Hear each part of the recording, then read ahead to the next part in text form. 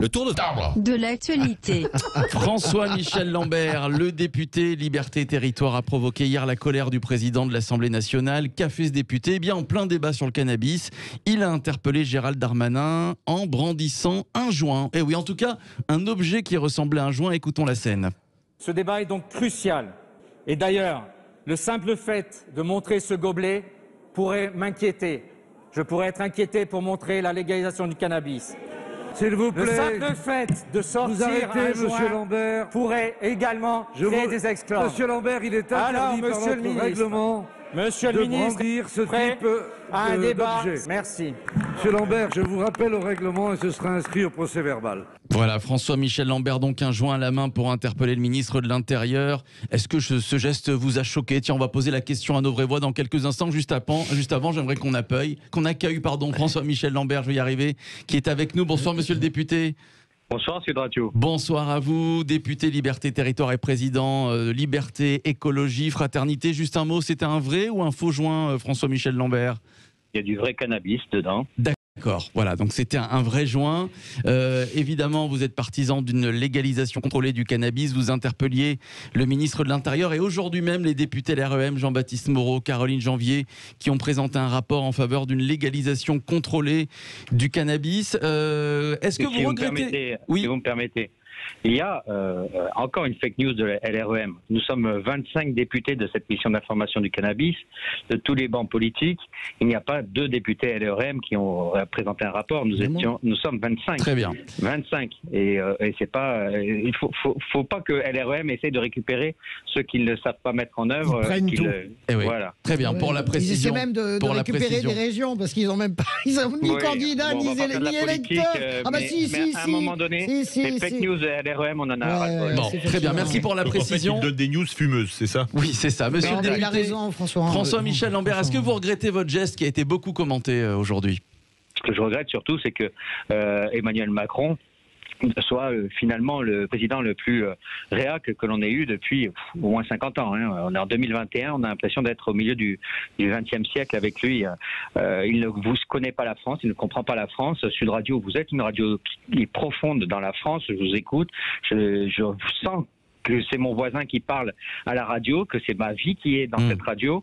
Et Emmanuel Macron nous raconte des fables, tout à la fois entre les consommateurs et la guerre qu'il va faire à la drogue. La vérité, c'est qu'aujourd'hui, 1 million de personnes tous les jours consomment du cannabis, 5 millions très régulièrement, et que ils sont aux mains de trafiquants, et que dans les autres pays, la solution qui n'est pas la panacée, mais qui a permis de régler en grande partie le problème, c'est d'aller vers la légalisation. Lui, il nous parle, au contraire, de stigmatiser ces consommateurs, comme si on stigmatisait les consommateurs d'alcool. Ouais. D'autant, François-Michel, bonjour, c'est Françoise de Goire, d'autant qu'il disait exactement le contraire lors de sa campagne présidentielle pour être élu. C'est vrai qu'à l'époque, il s'agissait, entre guillemets, de séduire la gauche, et évidemment, il disait il pensait que la dépénalisation et la légalisation pouvaient être la solution à ce problème. Moi, je suis d'accord avec vous. 1 million de consommateurs, vous retirez ce marché des dealers, bien sûr qu'ils vont vendre autre chose. Mais bon, est-ce qu'on est pour ou contre le cannabis ? Ça, on a déjà eu 1000 fois le débat.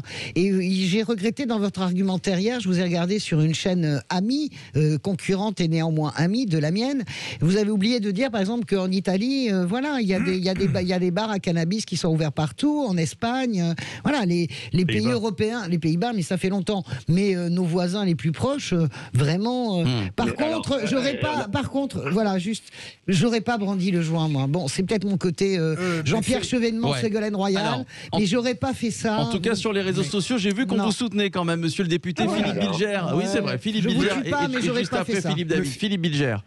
Monsieur le député, rapidement, 2 questions. D'abord, vous pensez, en effet, est-ce que le geste que vous avez eu, est-ce que d'une certaine manière, il ne ridiculise pas un peu l'Assemblée nationale? Et seconde question plus sérieuse, la proposition que vous êtes 25 à faire, est-ce qu'elle ne représente pas d'une certaine manière une défaite intellectuelle, politique et sociale? C'est-à-dire, au fond, on vise à légaliser ce qu'on ne sait plus interdire.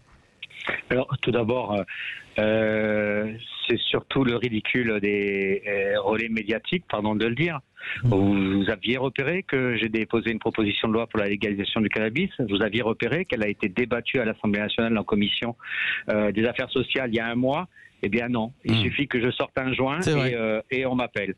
Donc je suis comme Françoise, ça a été une violence pour moi, c'est pas mon genre, mais ça a été une violence parce que c'est le seul moyen d'attirer les médias et même de créer du débat, parce que c'est pas pour attirer les médias, c'est pour être là.